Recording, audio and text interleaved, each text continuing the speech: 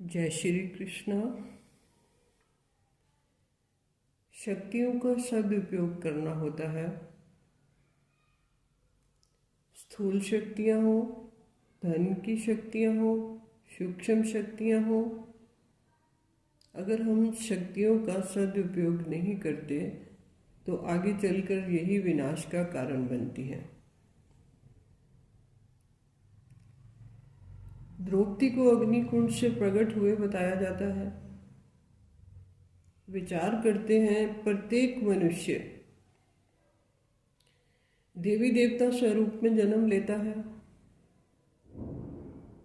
बालक को ध्यान से देखो, नवजात शिशु को ध्यान से देखो, उसमें प्रभु की झलक दिखाई देती है। संसार में आने के बाद संसार रूपी मेले में व्यक्ति का मन फंस जाता है। जैसे कथा के अंदर द्रौपदी का मन चमत्कारी सोने के महल में मायावी धोखे में उलझ गया। द्रौपदी को महल मिला, परंतु सारा जीवन वनवास में ही बीता। उस महल के चलते अहंकार जागृत हो गया। इस कारण से मुख से बिना सोचे समझे अपशब्द निकल गए। अंधे का बेटा अंधा। कथा मनुष्य में आए विचारों की गिरावट की है। सामाजिक मूल्यों में आई गिरावट की है।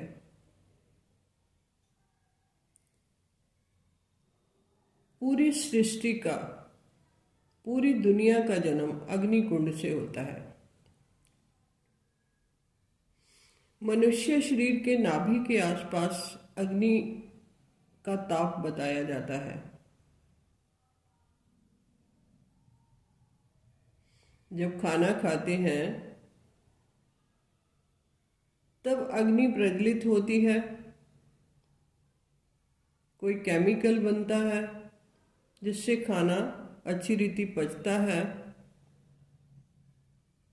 और उससे शुद्ध खून शरीर में प्रवाह करता है।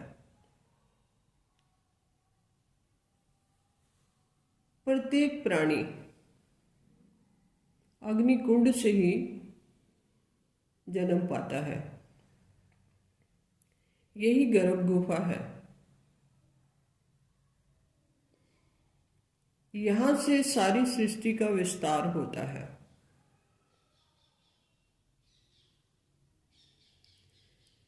कथाकार की इस कथा को लिखने के पीछे जो कठिनाई है वो भी समझ आती है। जो संदेश छुपा हुआ है उसे समझना है। जैसे हम कोई फिल्म देखने जाते हैं, कई बार फिल्म में देखते हैं कि एक स्त्री या एक पुरुष को डबल रोल मिला हुआ है, वो डबल रोल करता है। परंतु यहाँ कथाकार ने एक संसारिक स्त्री के 7 चरित्रों का वर्णन करना था।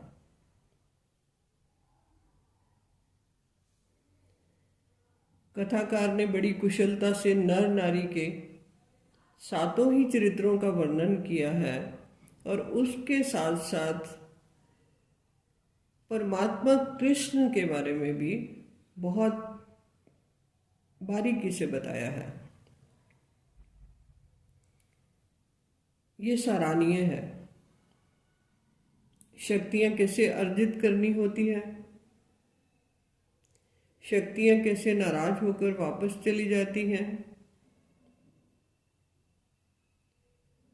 शक्तियों का उपयोग कैसे करना होता है, शक्तियों का दुरुपयोग नहीं करना होता। भले देवता हो, मनुष्य हो,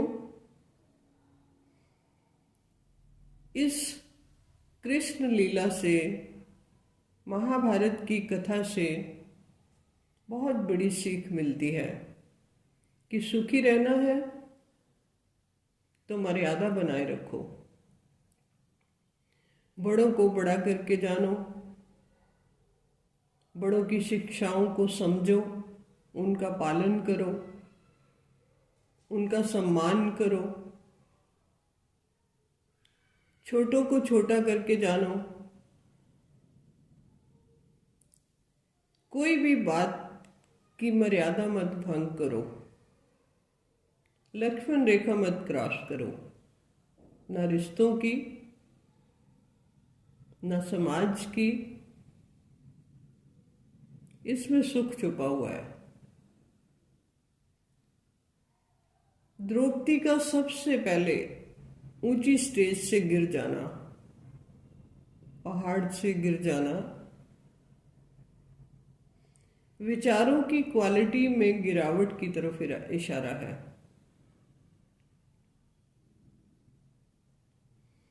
परमात्म शक्ति ने द्रौपदी से 6 की 6 सूक्ष्म शक्तियां छीन ली थी। संसार में एक पुत्र का शरीर छोड़कर चले जाना अत्यंत पीड़ादायक होता है, और देवी द्रौपदी ने एक साथ 6 बेटों को खो दिया 18 दिन के भीतर भीतर।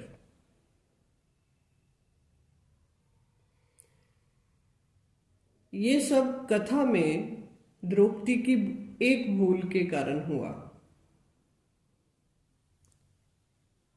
और अपनी सारी प्रतिष्ठा गंवा दी।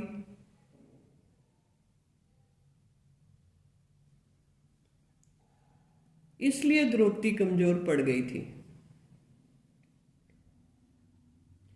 5 पांडवों के लिए गिरने की बात नहीं लिखी गई। कथाकार ने लिखा है कि 5 पांडव पहाड़ों पर गल मरे।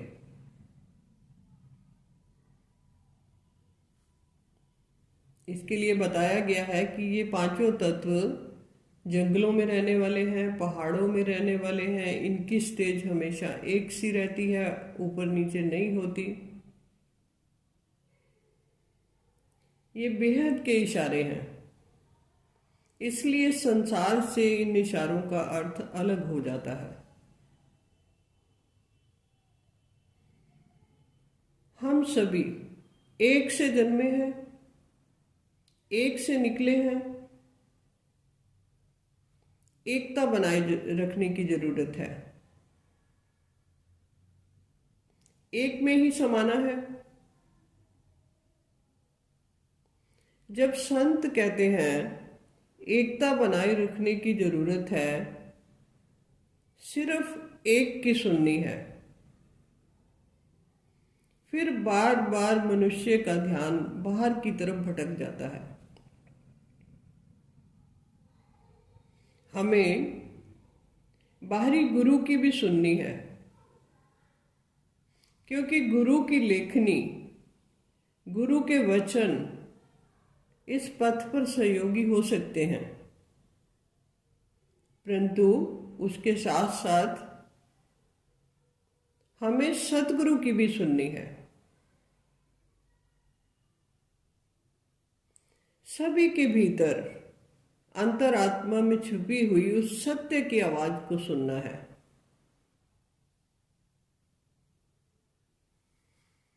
गायन है, मन चंगा तो कठौती में गंगा। हमें ज्ञान स्नान करना है।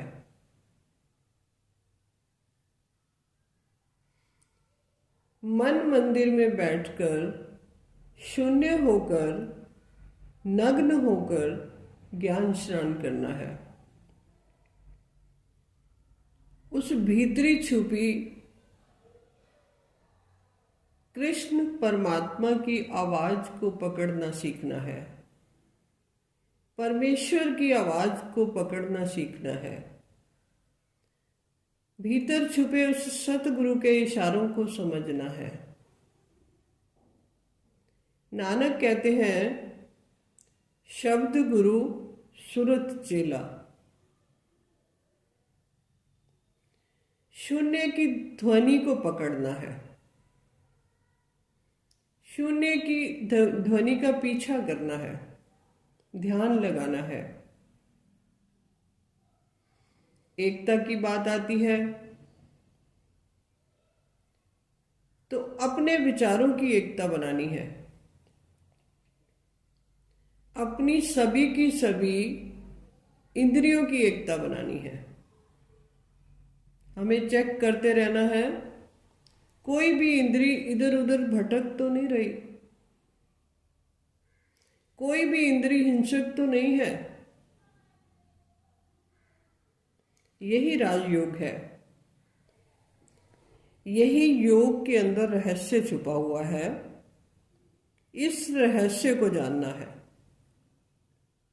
और शुरुआत कहाँ से करनी है? अपने से शुरुआत करनी है। यही सबसे बड़ी समाज सेवा है और प्रत्येक मनुष्य का सत्य धर्म भी है।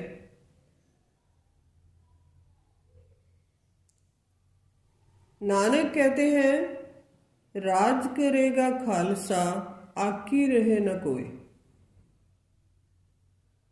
आकी का अर्थ होता है खबरी, दलाल, मीडिएटर।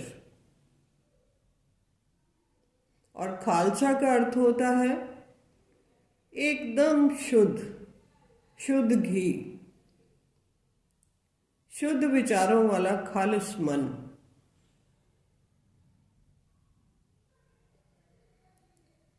भीतर जो आत्माराम बिंदी है, जिसके लिए संत कबीर कहते हैं, कबीरा हर घट साइयां, सुनी सेज न कोय, बलिहारी उस घट के जामे प्रगट होए। कुछ गलत करो, कृष्ण परमात्मा सच्चे मित्र की भांति खड़े हो जाते हैं, रोकने के लिए, समझाने के लिए। कई बार तो जब हम अंतर मन की आवाज नहीं पकड़ते तो हमारे ही घर परिवार में सभी लोग गुरु बन हमारी सहायता करते हैं, हमें रोकते हैं। तो हमारे चारों ओर परमात्मा ने गुरु रखे हुए हैं।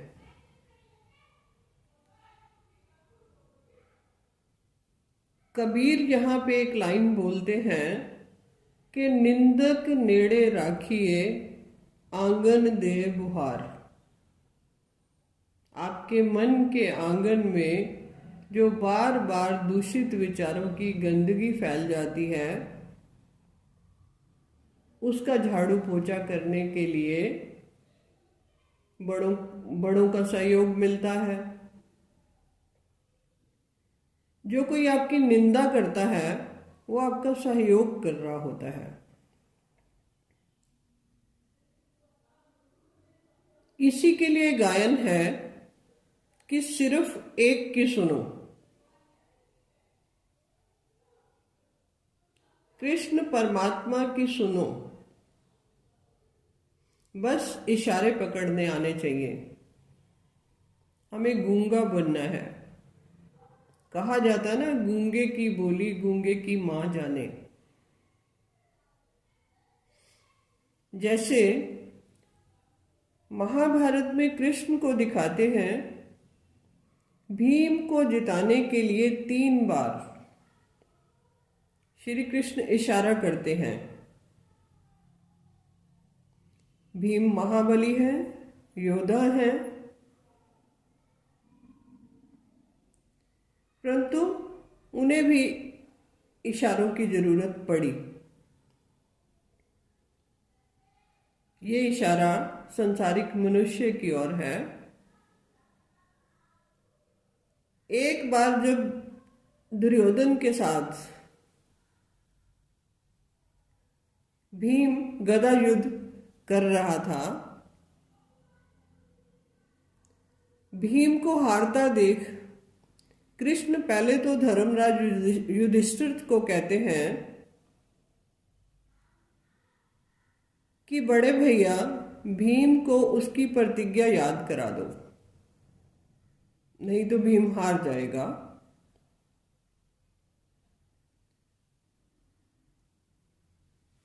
भीम को द्रौपदी के खुले हुए केशों के लिए जो प्रतिज्ञा करी थी कि मैं लहू लेकर आऊंगा, दुर्योधन की छाती का लहू लेकर आऊंगा, धर्मराज युधिष्ठिर कहते हैं कि केशव, ये युद्ध है, ये धर्म युद्ध है। यहाँ प्रत्येक प्राणी को स्वयं के कुरुक्षेत्र में स्वयं लड़ना होता है, यह बोला नहीं जा सकता। जैसे एग्जामिनेशन हॉल में किसी को उत्तर नहीं बताया जा सकता, तो यहाँ ये कहा जा रहा है कि ये धर्म युद्ध है। ये युद्ध के विपरीत है। तब कृष्ण इशारा देते हैं, अपनी जंघा के ऊपर हाथ मारकर भीम को कहते हैं कि भीम और मारो।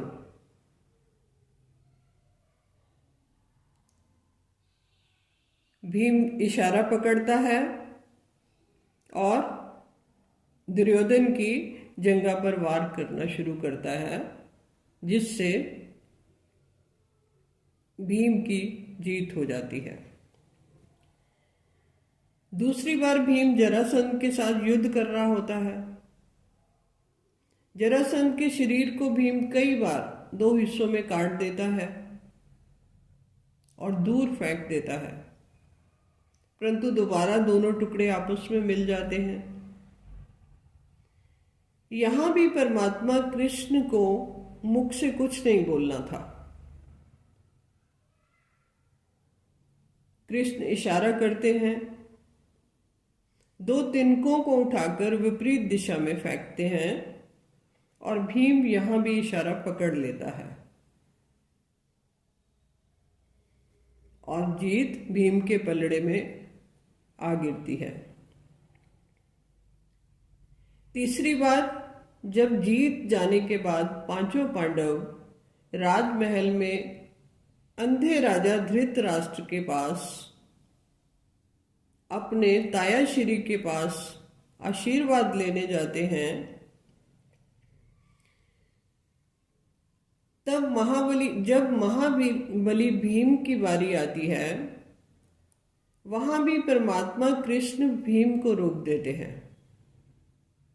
और भीम का पुतला राजा धृतराष्ट्र के आगे खड़ा कर देते हैं।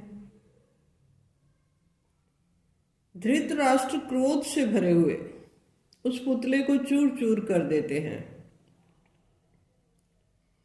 भीम ने और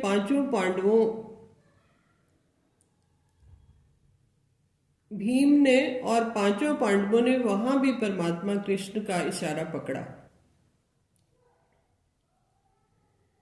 संत महात्मा बार बार यही कहते हैं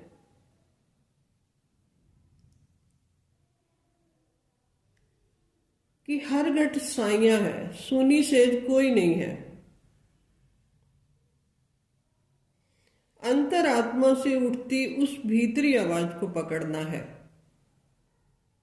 प्रभु मुख से कुछ नहीं बोलेंगे, इशारे ही मिलेंगे आपको।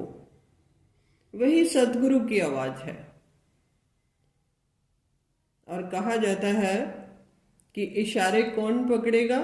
सिर्फ देवी देवता जैसी आत्माएं पकड़ेंगी। और इशारे देवी देवताओं के लिए होते हैं जो शुद्ध पवित्र मन के होंगे, जिनकी मन में बहुत लहरें नहीं उठती होंगी, मन की नदी का वेग ठहर गया होगा, वही इशारे पकड़ सकते हैं। कथाकार यहां भी प्रत्येक प्राणी के मन की स्थिति की तरफ इशारा कर रहा है। इस झलकी में बड़े ही अनूठे तरीके से बड़ा ही गहरा संदेश छुपा कर दिया है कि परमात्मा बोलता नहीं, इशारे करता है। परमात्मा कृष्ण का चुप रहना और चुप रहकर इशारों इशारों में भीम को समझा देना। इस कथा में भगवान के चरित्र को, परमेश्वर के चरित्र को बड़े ही सुंदर ढंग से वेद व्यास जी द्वारा लिखा गया है। श्री कृष्ण मां की भांति प्रेरणा देती हैं, संभाल करते हैं और वाणी के बिना ही सारे कार्य कर लेते हैं।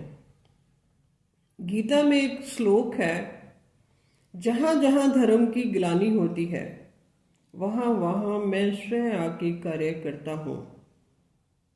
भले मैंने आंखों पर पट्टी बांधी है, परंतु मैं देख लेता हूं और सत्य का तराजू लेकर उस सत्य की ओर खड़ा होता हूं। ये गुहा रहस्य प्रत्येक मनुष्य को अपनी बुद्धि रूपी डायरी में नोट कर लेना चाहिए कि मैं परमात्मा कृष्ण सत्य की तरफ खड़ा होता हूँ, न्याय की तरफ खड़ा होता हूँ, मैं ही सद्गुरु हूँ। आत्मा में, अंतरात्मा में उठती मेरी उस एक आवाज को सुनना सीखना है।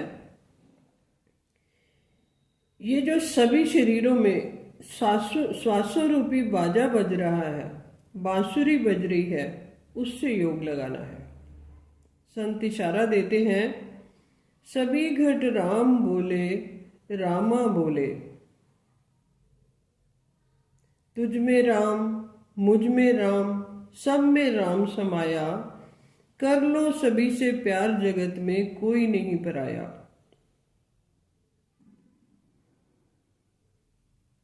जब तुम